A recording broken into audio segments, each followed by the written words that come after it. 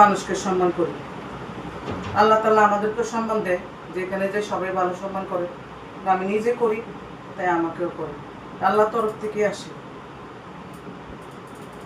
অহংকার দেখানো ভালো না কোনো কিছু নিয়ে। অহংকার হচ্ছে পতনের মূল।